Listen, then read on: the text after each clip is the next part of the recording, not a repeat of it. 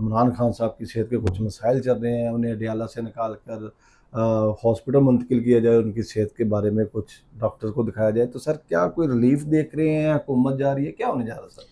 देखिए, अगर इसमें हम लोग देखें ना तो इल्मी तौर के ऊपर जो प्लानिटरी कॉम्बिनेशंस हैं, इसमें नो डाउट आलमुल गैब जो है तो अल्लाह ताला के साथ। बिल्कुल ठीक है। अब इल्मी हवाले से जो बात की जाती है उसमें सिर्फ हम कोई भी अगर बात करते हैं खान साहब के जायचे में, तो सिर्फ वो खान साहब का जायचा सामने नहीं होता। उस टाइम के ऊपर पाकिस्तान का चार्ट भी देखा जा रहा होता है। उस टाइम के ऊपर जो हुकूमती ओहदेदारान चल रहे हैं, उनके ओहदों के ओथ के टाइमिंग्स भी सामने होते हैं ठीक है। कि उनका आपस में क्या इम्पैक्ट है। और सबसे इम्पॉर्टेंट चीज़ है कि ये फैसला पहले क्यों नहीं आया, ये फैसला तब क्यों नहीं आया जब उनकी आंखों के मसाइल बहुत शदीद थे कि उस टाइम के ऊपर जो है उनकी आंख के लिए मौलजीन भी बड़े मुतफक्किर थे, उनके पार्टी ओहदेदारान भी जो है वो बड़े कंसर्न्स थे। और ये फैसला उस टाइम पे आ रहा है जब उनके वो आंखों के मसाइल बहुत सवेर नहीं है।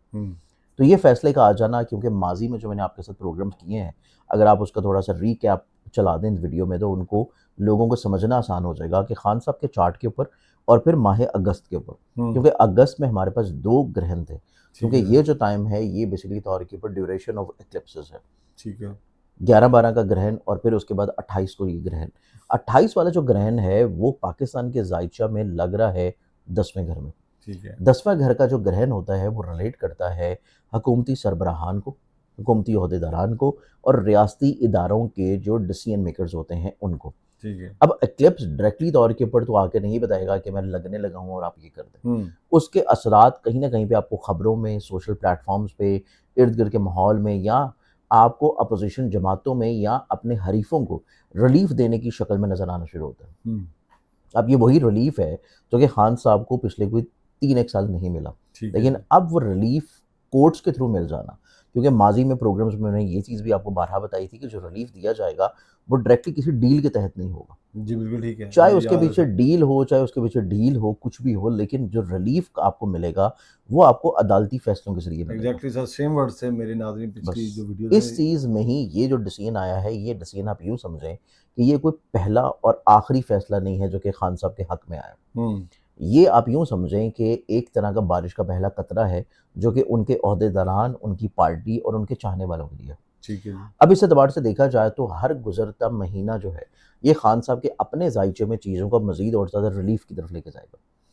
इसमें जो डिसीजन आया है और उसके बाद अगर इनको शिफ्ट कर दिया जाता है, जिसके ऊपर हुकूमत ने अभी वक्ती तौर के ऊपर इस फैसले के ऊपर थोड़ा सा स्टांस किया है कि उनको किसी सरकारी हॉस्पिटल में शिफ्ट किया जाए। ठीक है। या कल का जो दिन गुजरा है उसमें इस फैसले के साथ साथ खान साहब की बहन की मुलाकात भी करवा दी गई है। ये बेसिकली तौर के ऊपर अब जो रिलीफ का प्रोसेस इनके लिए स्टार्ट हुआ है और उसके ऊपर जो प्रेशर बिल्डिंग पहले स्टार्ट हुई थी पीटीआई की तरफ से 27 सितंबर को कॉल देने की, एहतजाज की, लॉन्ग मार्च की, और उसके लिए उन्होंने मेंबरशिप्स वगैरह भी स्टार्ट कर दी थी।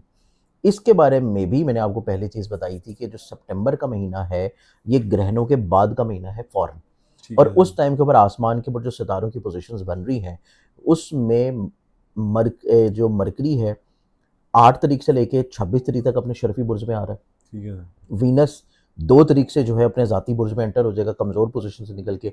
फिर 18 सितंबर से मार्स जो है वो अपनी डेबिलिटेटेड पोजीशन पे जा रहा है। और जुपिटर जो कि 7 एकवट सितारा है वो अपने आखिरी दर्जाती कैफियत में शरफी पोजीशन पे है, और वो पॉलिटिक्स के प्लानट जुपिटर के साथ 5वीं नज़र कायम किए हुए है।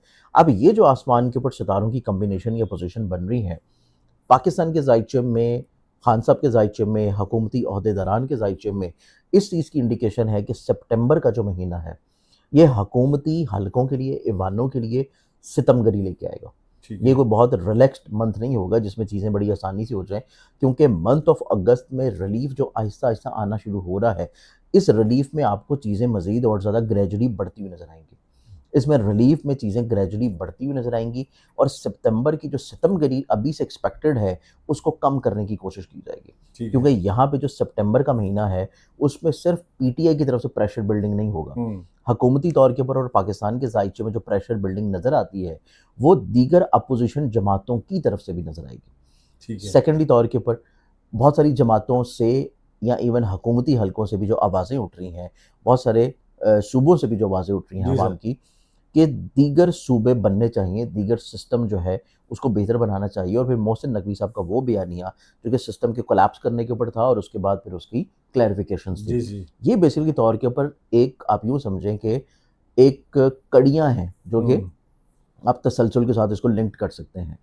सितंबर और अक्टूबर ये 2 महीने ऐसे होंगे कि जिसमें खान साहब को रिलीफ मज़ीद मिलेगा, चीज़ें उनके हक़ में मज़ीद और ज़्यादा बेहतर हो जाएँगी और हुकूमत के मुखालिफ चीज़ें मज़ीद और ज़्यादा बिगड़ जाएँगी। क्योंकि जो मरीख़ यहाँ पे डेबिलिटेटेड पोज़ीशन अख्तियार कर रहा है, मंथ ऑफ सितंबर में मरीख़ का ताल्लुक है पाकिस्तान की पॉलिटिक्स में ठीक और है। पाकिस्तान के ज़ायचे में और पाकिस्तान के अलावा आसमानी कौंसिल के ऊपर जो सितारों की पोज़ीशंस है, मार्स उसमें रोल प्ले करता है सिपह-सालार का।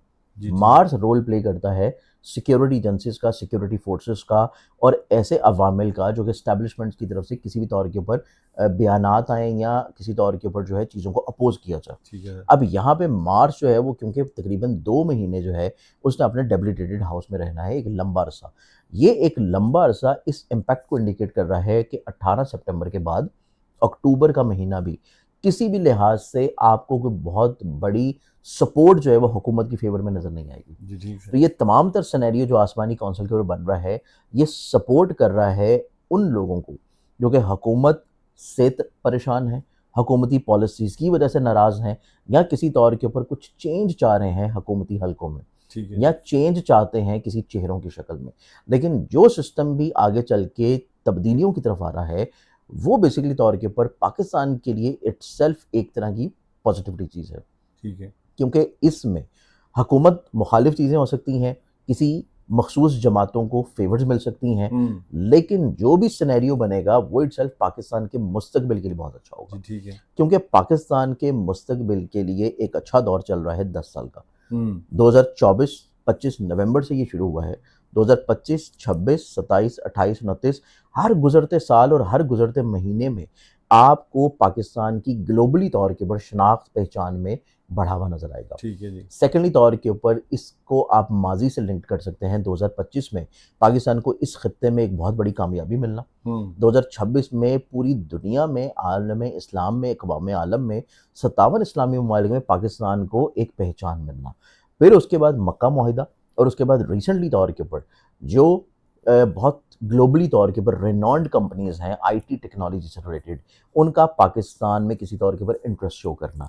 ये बेसिकली तौर के ऊपर चीज़ों को लिंक करता है कि पाकिस्तान में हुकूमतें कोई भी हों, फ़ैसला करने वाले कोई भी हों, लेकिन रियासती इदारों की मजबूती हो रही है और पाकिस्तान की अवाम के लिए चीज़ें किसी तौर के ऊपर बेहतरी की तरफ आ रही हैं। हुँ।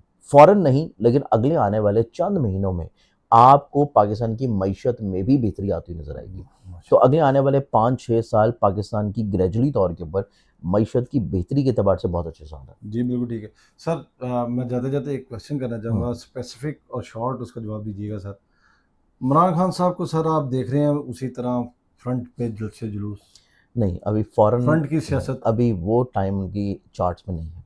ठीक है। अभी सिर्फ रिलीफ का टाइम है और रिहाई का जो टाइम है ना, उसका भी इम्पैक्ट जाके अभी फ़ौरन नहीं है, वो जाके स्टार्ट होना है नवंबर के बाद से। नवंबर के बाद से, ठीक है। लेकिन अगर आप उनको सियासत में या पॉलिटिकली तौर के ऊपर किसी तौर के ऊपर एक्टिव देखना चाहते हैं, तो वो कमोबेश भी तकरीबन अप्रैल 2027 से पहले-पहले नहीं है। उसके बाद कुछ बयानात वगैरह आना शुरू होंगे और अगर आप उनको ऑन ग्राउंड या अवाम के बीच में देखना चाहें, तो जब उनके ज़ायचे में सैटर्न अपनी कमज़ोर पोज़ीशन से निकलेगा और वो पोज़ीशन है नवंबर 2029 की, इलेक्शंस के करीब-करीब का टाइम, तो उस टाइम के ऊपर आपको वो किसी तौर के ऊपर अवाम के बीच में नज़र आएँगे। नए नाज़रीन, ज़ंजानी साहब ने पॉलिटिकल जो प्रेडिक्शन थी वो भी कर दी है और मेरे पिछले प्रोग्राम में ज़ंजानी साहब के सेम वर्ड थे कि खान साहब को डायरेक्टली इस तरह रिलीफ नहीं दिया जाएगा कि वो बाहर निकलें और अवाम में घुले मिले, अपने कारकुनान से मिलें, उनको रिलीफ मिलेगा अदारों के थ्रू। तो वही बात हुई, सुप्रीम कोर्ट ने उनको रिलीफ दिया उनकी हेल्थ के इशू पे। तो नाज़रीन, मिलते हैं एक नई एपिसोड में नए टॉपिक के साथ। ज़ंजानी साहब से ये चीज़ें डिस्कस होती रहेंगी। मुझे दीजिए इजाज़त, अल्लाह ने के बाद।